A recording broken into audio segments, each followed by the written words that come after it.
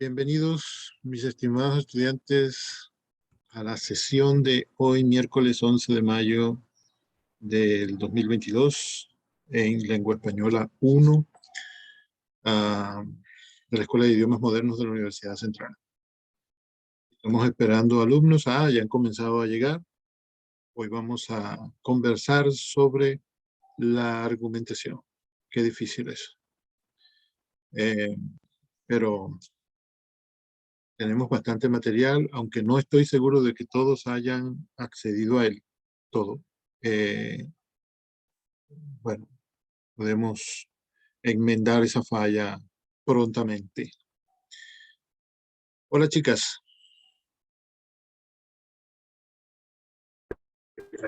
Hola, bueno. Buenas tardes. ¿Qué tienen de nuevo? ¿Qué cuentan? ¿Qué ha pasado a su alrededor?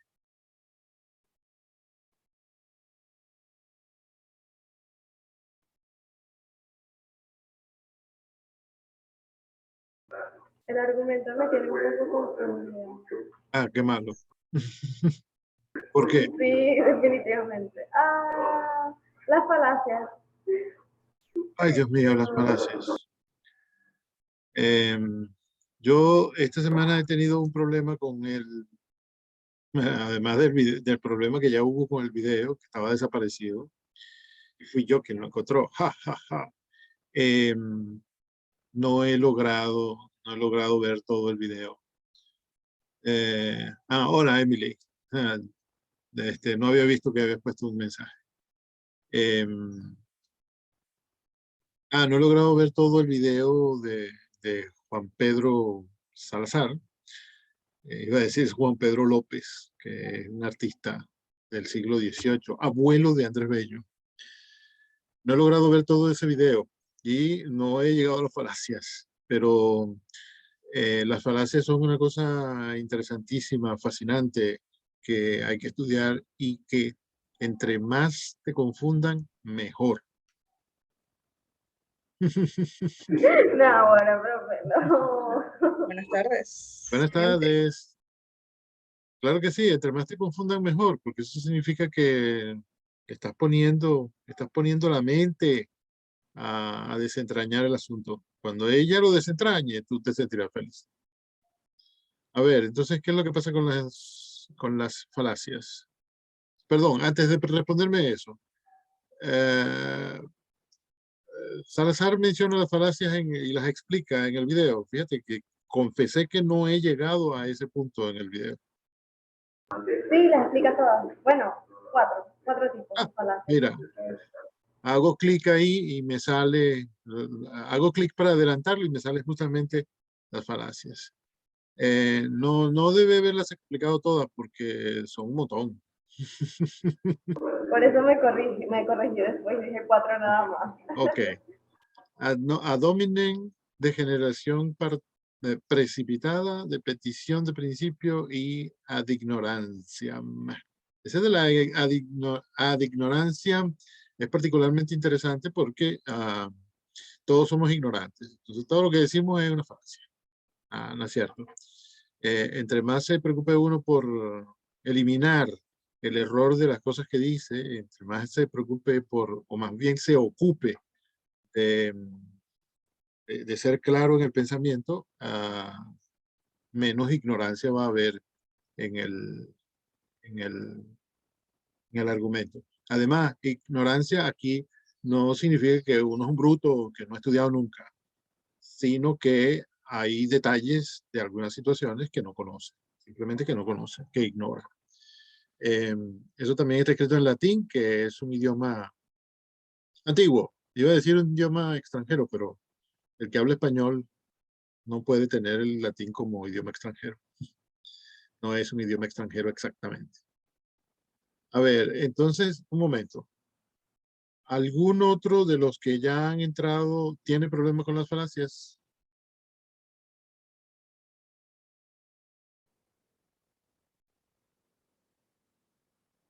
Parece que no.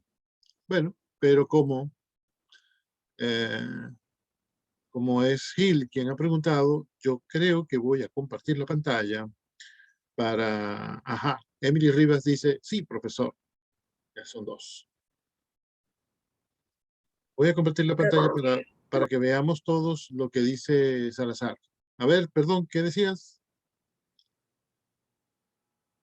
No, preguntaba acerca de la pregunta de mi compañera Sofía.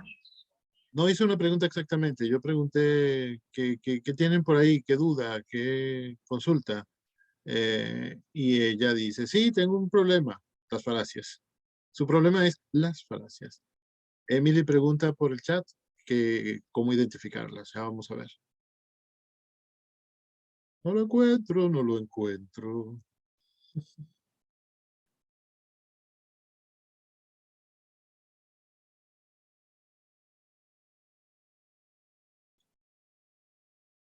Mm. Ah, aquí está. No, no está. ¿Qué significará esto?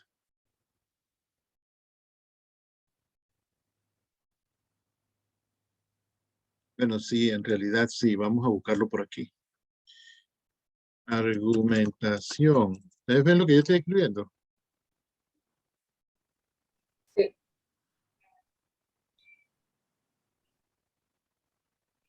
Es el canal de la Cátedra de Estudios Generales en, en YouTube.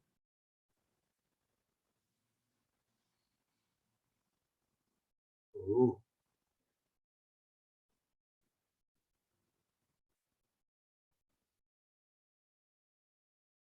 ¿Escucharon lo que dice Juan Salazar?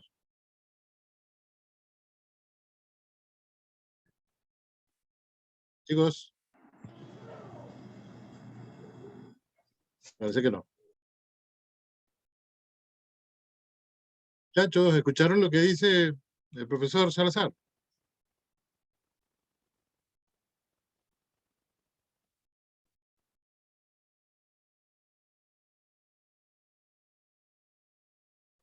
No me asusten. Se me cayó la conexión. ¿Qué pasó, profe? No, yo estoy preguntando si escucharon las primeras palabras del video. No pude ver. Ahí está otra vez. No solamente en lengua española uno, sino que vamos a utilizarla también en muchas de nuestras materias. ¿Escucharon eso? No, no se escucha. Quizá lo escucharon porque yo lo repetía, pero no escuchan el audio original. Vamos a ver cómo hay que compartir para que se escuche todo.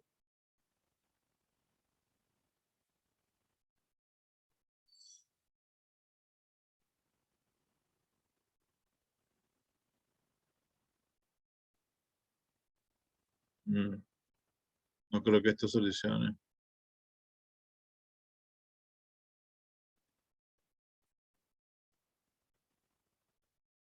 Mm.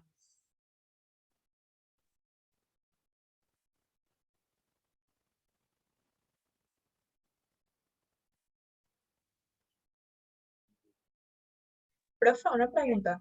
¿Qué Dime, pasa cuando en un argumento una de las premisas no está bien? si una de las premisas no está bien, la conclusión no es correcta. Si uno dice, por ejemplo, el clásico ejemplo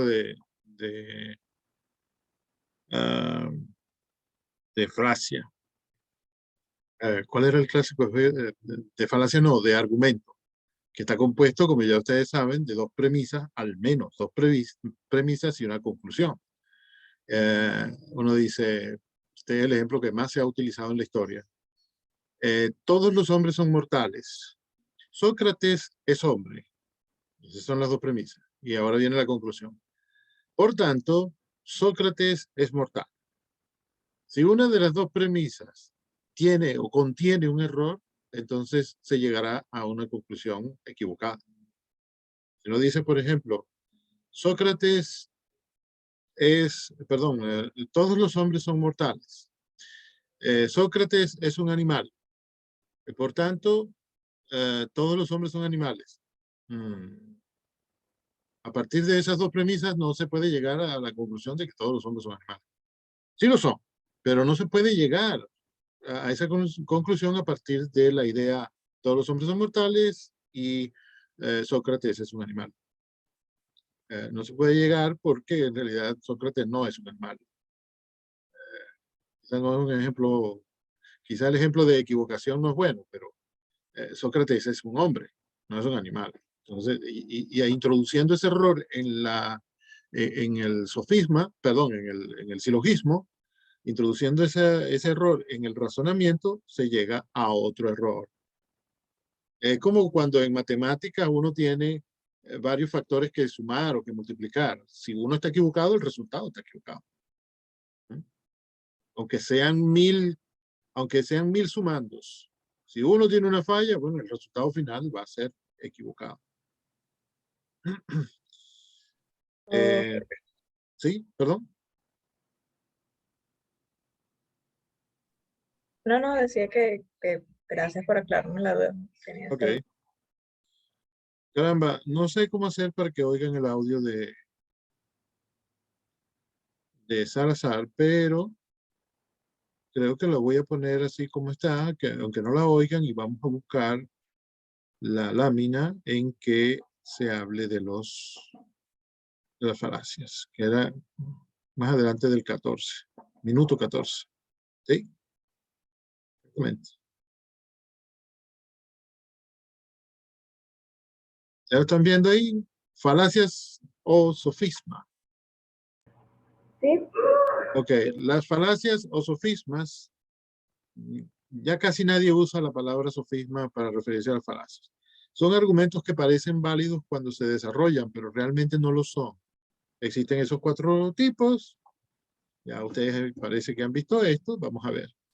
Existe la falacia ad hominem, que consiste en atacar a la persona de la autoridad delegada en vez de atacar sus cualificaciones.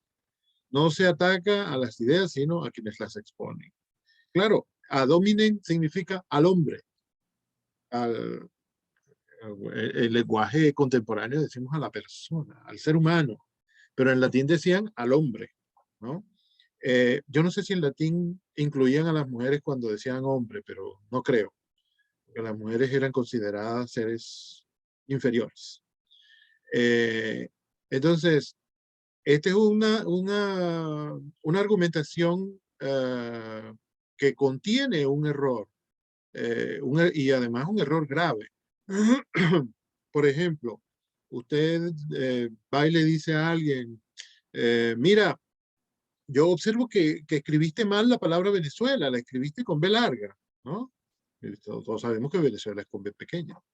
Y entonces esta persona se siente atacada, se siente ofendida porque la han corregido y en lugar de aceptar y agradecer la corrección, sobre todo porque se la han hecho con educación, ¿no? De buenas maneras, esta persona dice, pero ¿qué sabes tú si tú eres gordo? ¿Qué sabes tú si si tú eres calvo, si tú eres cojo? Bueno, si tú estás en primer grado apenas. Hace unos días, la maestra de mi hija en una clase virtual escribió hamburguesa con Z, ¿no? Y yo, ay, no, no puede ser, no puede ser. ¿Cómo hago, Dios mío? Y yo le decía, Ana María, dile a la maestra que hay un error en la palabra hamburguesa. Y ella no se atrevía, ¿no? Pero de repente un niño le dijo, Miss, en Perú llaman a las maestras Miss. Hasta en la universidad hay gente que llama Miss a las profesoras. Yo me quiero morir cada vez que oigo eso. Bueno, Miss, ¿usted está segura de que la palabra hamburguesa sea con Z? Y ella dijo, ay, no, perdón, perdón, perdón, muchas gracias, fulanito, qué maravilla, un alumno que me corrige. Yo me dije, ah, mira, pero ella habrá cometido su error, pero es una buena maestra que se da cuenta y corrige y agradece. Y eso estimula mucho al estudiante, eso le da al estudiante seguridad de que puede intervenir e incluso decir cosas así, que pueden parecer atrevidas, pero que son muy buenas, que son muy necesarias, ¿no? Porque en realidad están para aprender todos, estamos para aprender todos y aprender de todos. Bueno, la maestra actuó profesionalmente, como debe ser. Es una persona seria, ¿no? Una persona equilibrada, madura, que acepta la corrección y la agradece además, ¿no? Porque eso hace crecer a todos. Si no lo hubiera dicho nadie, los demás niños hubieran aprendido que la palabra hamburguesa va con Z, y eso no es así. Bueno, el error hubiera sido que dijera, ¿tú qué sabes? Si tú eres un niño, aquí la que sabe soy yo. Y que lo hubiera atacado, que lo hubiera reprochado, que la interrumpe, que él no sabe nada, que apenas sabe leer y escribir, que ella ya estudió. Eso hubiera sido un error inmenso. Hubiera sido una falacia ad hominem. En español se podría decir falacia de ataque al hombre, ¿no? O ataque a la persona. Uno descalifica a la persona en lugar de descalificar su argumento. Cuando a uno le dicen una cosa así, cuando uno le dicen, le hacen una corrección o le critican un argumento, o viene alguien que tiene un argumento en contra de los que uno ha presentado, lo peor que uno puede hacer es descalificar a la persona.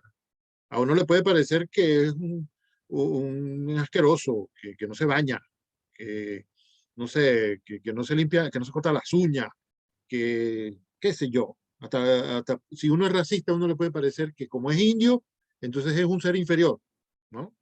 Bueno, si uno piensa eso, ¿qué le vamos a hacer? El error es demostrar que uno piensa eso. Y el error es decir, no señor, lo que yo estoy diciendo ahí, mi argumento es cierto y tú no tienes derecho a contradecirlo porque tú eres gordo, porque tú eres negro, porque tú eres chiquito, porque tú eres extranjero. No, lo que hay que hacer es, ajá, muy bien, usted dice el argumento A, pero observe que, etcétera, ¿no? Usted dice que, para seguir con el ejemplo de la semana pasada, la Tierra no da vueltas alrededor del Sol. Pero fíjese que el Sol es mucho más grande que la Tierra, mucho más pesado. Le costaría mucho más al Sol dar vueltas alrededor de la Tierra, que es muchísimo más pequeña que ella. Ahí no estamos contradiciendo a la persona, estamos contradiciendo al argumento. Y lo estamos contradiciendo con otro argumento. Y se puede demostrar. Si la otra persona tiene una forma de demostrar que no es verdad lo que estoy diciendo yo, bueno, sería fantástico que lo presentara. Pero que me llame gordo, que diga que yo no terminé bachillerato, que yo no tengo derecho a decir eso, que yo no hablo bien la lengua, eso es una falacia. Es decir, con eso no demostramos nada. A ver, ¿quién quiere decir algo?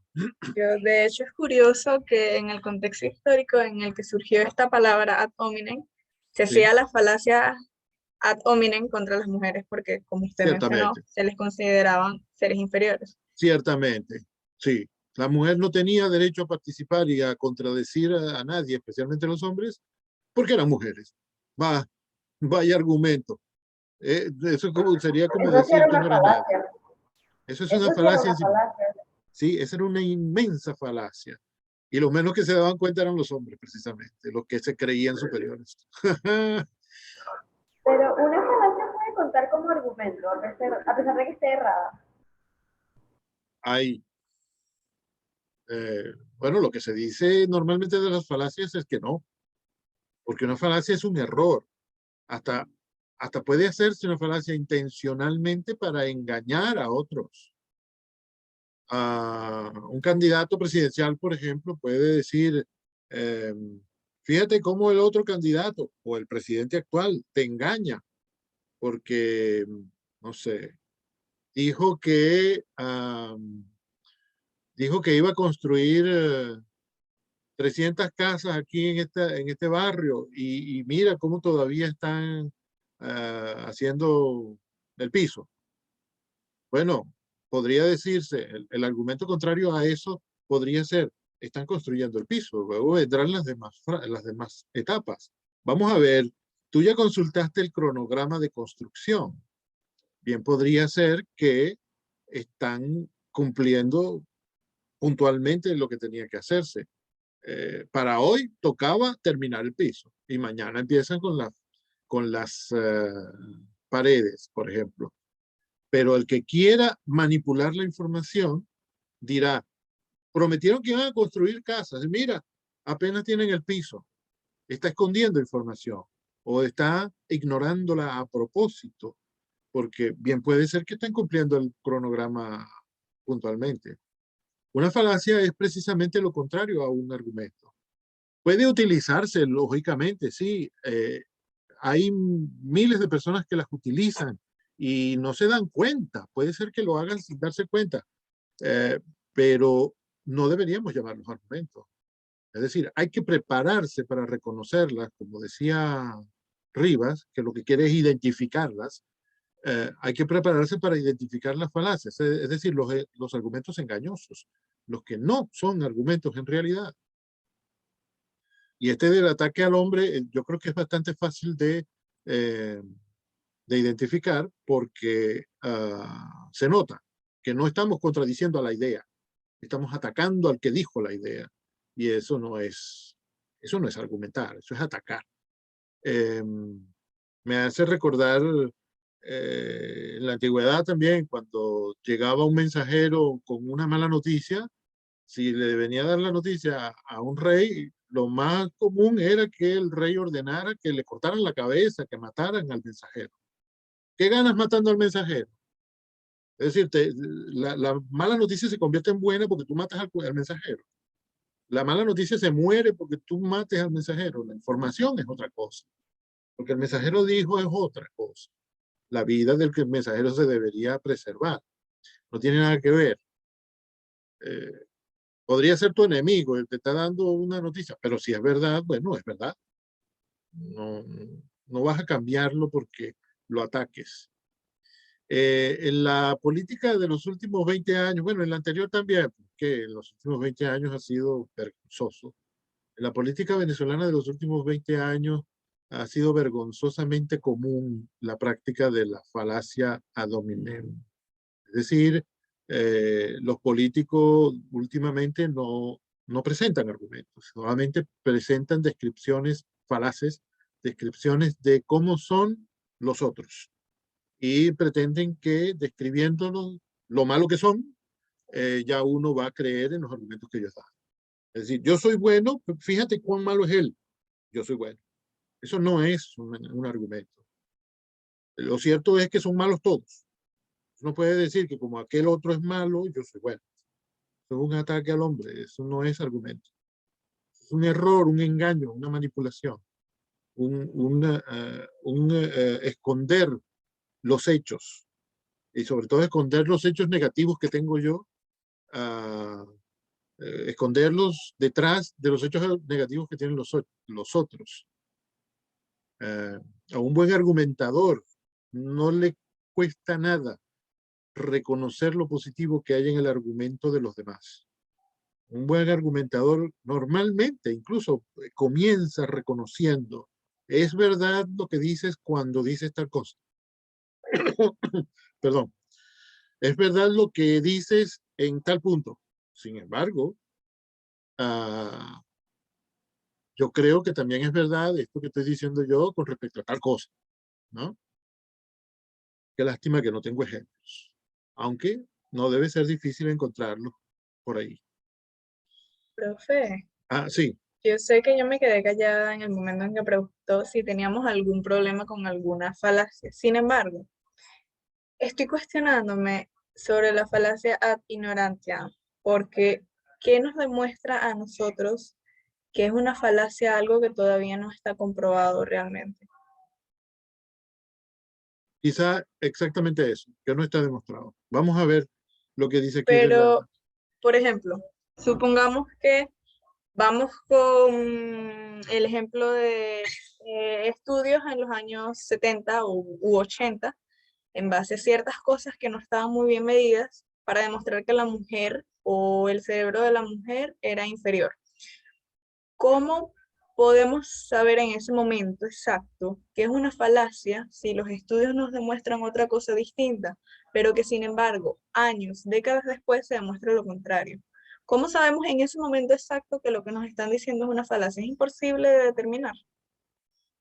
No, porque, bueno, pones los años 70 y eso ya es demasiado cerca, ¿no? Ya en los años 70 todo el mundo estaba de acuerdo en que las mujeres eran seres humanos normales, ¿no? Claro, Pero sin cuando, embargo, varios cua- estudios sí, intentaban demostrar que el cerebro de la mujer, o sea, funcionaba completamente distinto al del hombre, cosa claro, que porque funciona realmente mejor, no es verdad. porque funciona mejor. Pero realmente eso a través de los años se ha comprobado de que cada vez se acerca de que en realidad no hay mucha diferencia. ¿Cómo en ese momento se podía saber? Yo creo que se podía saber haciendo una regla de tres, una regla de tres, pero es una, no recuerdo cómo se llama esa argumentación, pero podemos llamarla deducción, un silogismo. Las mujeres son seres humanos. Los seres humanos tienen un cerebro que funciona normalmente. Luego, las mujeres tienen un cerebro que funciona normalmente, o que funciona igual que el de los hombres, ¿no? Si todos son seres humanos, si las mujeres son seres humanos como los hombres, entonces su cerebro tiene que funcionar como funciona el de los otros, que son el otro grupo, que es los hombres, que no es ningún otro grupo, es un subgrupo de seres humanos. Puede saberse, por ejemplo, así, pero eh, tu ejemplo sí es muy interesante porque ni se podía demostrar lo uno ni se podía demostrar lo otro. Solo que ¿para qué hacía falta demostrarlo?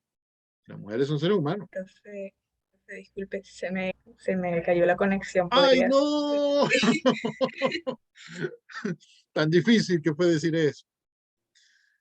¿Qué fue lo último que oíste? Que en realidad realmente me acabo de conectar justo en este momento. Y Bueno, lo último que escuché fue, no, nada, estaba hablando antes de que se me cortara. bueno, yo decía que quizá no se podía, quizás se podía saber que las mujeres son lo mismo que los hombres en cuanto a facultades mentales, cerebrales. Ve haciendo ruido para saber que estás ahí todavía. Sí, estoy aquí. Sí, tamborilea con los dedos en la mesa. No apagaré el micrófono. Que se podía saber que en cuanto a facultades mentales, las mujeres y los hombres son iguales por algo que yo llamé una deducción, pero que es un silogismo. Es decir, esto de que tienes dos premisas o dos afirmaciones y de ellas dos puedes sacar una conclusión. Las mujeres son seres humanos. Los seres humanos tienen un cerebro que funciona de tal y cual forma, ¿no? Los seres humanos, todos.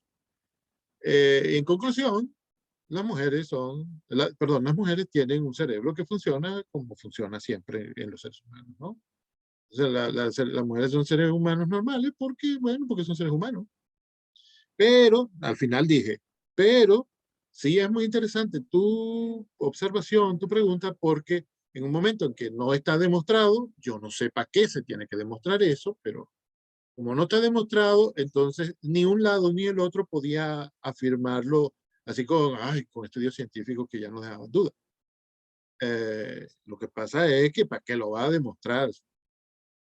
Si la jirafa hembra es lo mismo que la jirafa macho, solo que tiene unos órganos diferentes, y cada uno tiene su función en la naturaleza y en la familia, bueno, ¿por qué va a ser diferente en la especie humana? Si los perros machos son lo mismo que las perras hembras, que todo es redundancia, eh, si la hembra y el macho de la especie canina son lo mismo, solo que las diferencias propias del sexo son diferentes, entonces ¿por qué hay que pensar que en los seres humanos eso va a ser diferente? Eso no tiene sentido. Eh, Profe, pero pero si nos guiamos con el silogismo, ¿no sería una falacia de generalización a veces?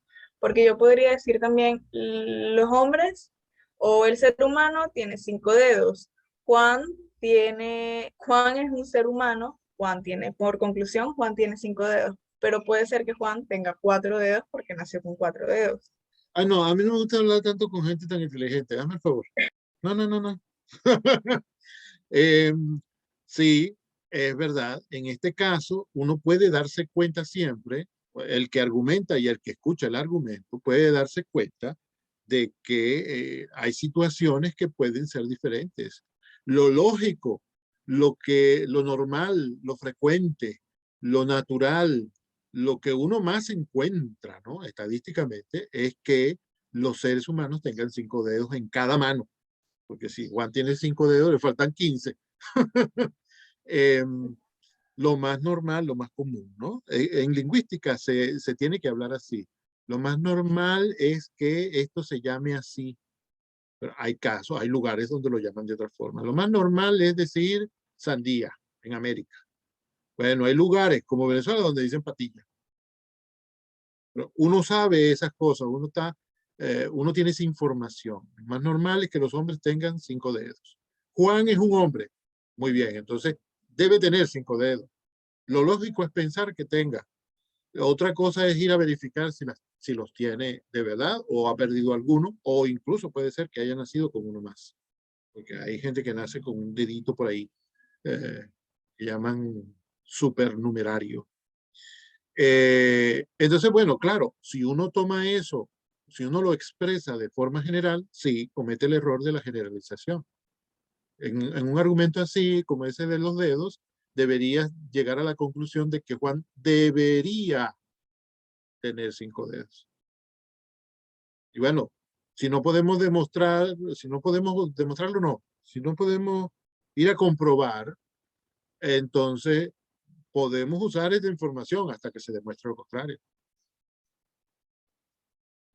Puede Y llegar entonces a ser, cuando se puede llegar, demuestre lo contrario, saberemos si es una falacia o si realmente era un argumento. yo creo que no. Cuando se vea, cuando se compruebe si eran 5 como normalmente tienen los seres humanos, o menos o más, habremos llegado a la conclusión de que estamos en una generalización, como tú dijiste. Pero el argumento de los seres humanos tienen 5, Juan tiene 5, Juan es un ser humano, Juan es un ser humano tiene 5, ese argumento no tiene error. Y tiene mucho menos error si decimos debería tener 5. Podemos asumir, presumir, mira, podemos presumir que tiene 5 dedos en cada mano, porque los seres humanos normalmente los tienen. No es que es una falacia, es que es una forma de deducirlo con el silogismo. No sabemos si este caso los tiene. Y es porque no sabemos que estamos haciendo el silogismo. Porque si lo supiéramos con certeza, simplemente diríamos, Juan, como normalmente sucede con los seres humanos, tiene 5 dedos en cada mano. Puede ser que si confiamos demasiado en ese silogismo, cometamos el error de la generalización. Pero es que no se nos puede acusar de falacia porque es verdad que lo más normal, lo más frecuente, lo ideal en la naturaleza es que los seres humanos tengan 5 dedos en cada mano. Hasta los chimpancés lo tienen. Eh, entonces yo creo que no califica como falacia porque lo que dice es verdad. Generalmente, en la naturaleza, en un ser humano sano y normal, 5 dedos en cada mano.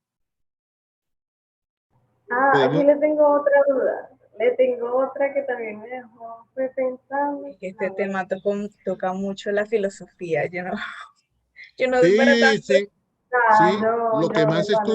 lo que más se estudia en la escuela de filosofía es lógica, porque eso es el Dios. pensamiento de su expresión más pensamiento.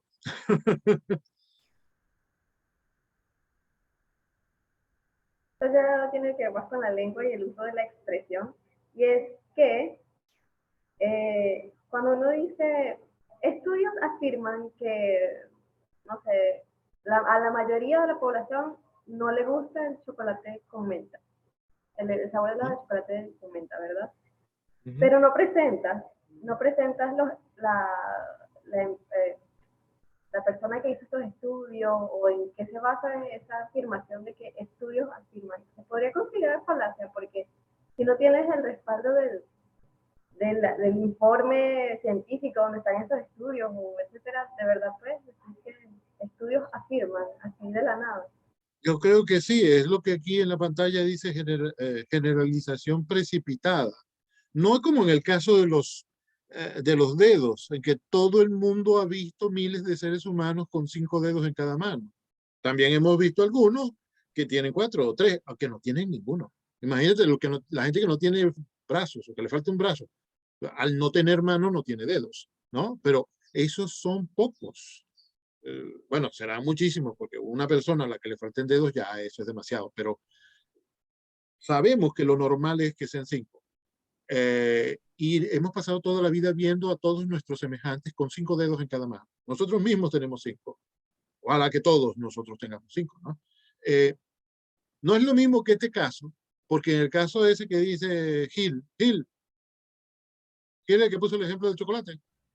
Sí, sí, Ok. así es. Esto es una cosa terrible no tener en la mente la cara que asociar con la voz. Yo normalmente me aprendo las caras y los nombres en la primera semana. Mírenme aquí Tendremos en que la semana hacer una 15. dinámica. Sí, mírenme aquí en la semana 15 dudando de la voz de Gil, la voz del otro.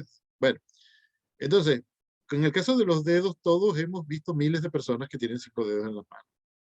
En el caso de Juan, no sabemos.